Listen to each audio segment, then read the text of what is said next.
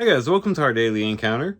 Today we read one of the more popular chapters in the Bible, and rightfully so, 1 Corinthians chapter 13, the chapter on love. And there the Apostle Paul is showing the church at Corinth a more excellent way, something even better than all the spiritual gifts that they were kind of dividing over and taking pride over. The Apostle Paul says a more excellent way is to walk in accordance to love.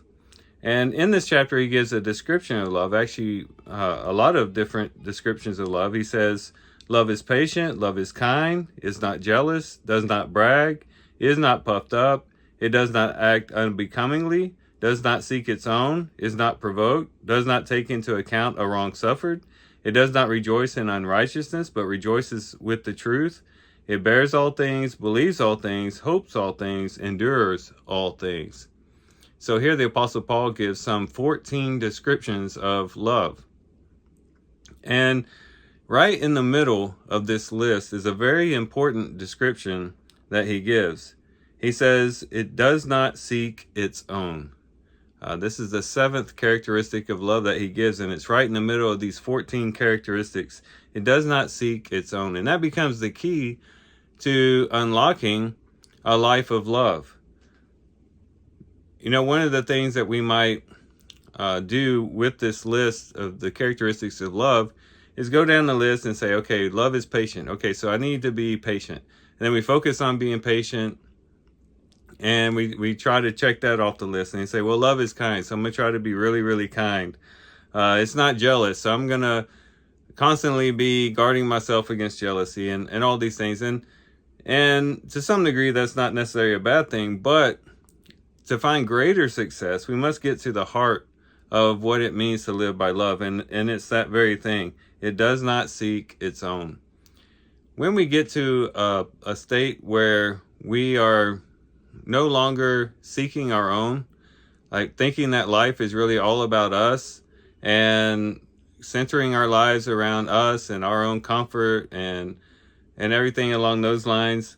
When we live a life that's self-centered, it's very hard to do any of these things that are on the list. I would say it's virtually impossible to fulfill a lot of these. It's hard to be patient when other people are inconveniencing you. It's hard to be kind when someone perhaps is being mean towards you and you want to lash out. It's hard not to be jealous when someone has something that you want and you would want to have. And you could go down the list. And you can see how there's a tie between how we view ourselves and how we relate to ourselves and how we are able to express love.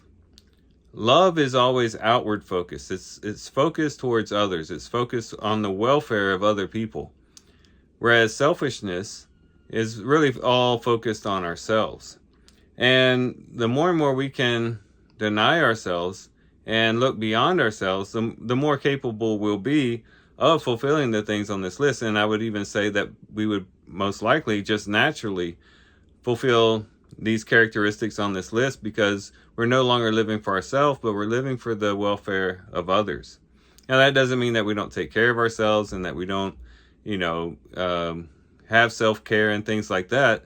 That's important because we can't help other people. If we're a mess, we can't really help other people. Obviously, it doesn't mean completely neglecting ourselves, but when it comes down to it, when a decision has to be made, we always want to be considerate of the other person and to treat others with respect, to want the best for other people, and to not think that life is all about us, that the universe is centered around us, and that everything should cater to our needs and to our desires and to what we want. And so if we can get past ourselves, and this is the core teaching of what Jesus taught his disciples. If anyone would come after me, he must deny himself, take up his cross, and follow me. And time again, we are called to deny self so that we can be open to serving Christ and serving our fellow man. So, yes, let's be inspired by this list to have these various characteristics working in our lives, but let's also remember the heart of this list. And that is that love does not seek its own. And to the degree that we're able to get past ourselves, that's the degree to which we will be successful in living a life of love. So here's some things we can reflect on and think about as we do our reading today. With that, guys, I do thank you for watching the video today. Hope you guys have a great day. Love you guys. God bless.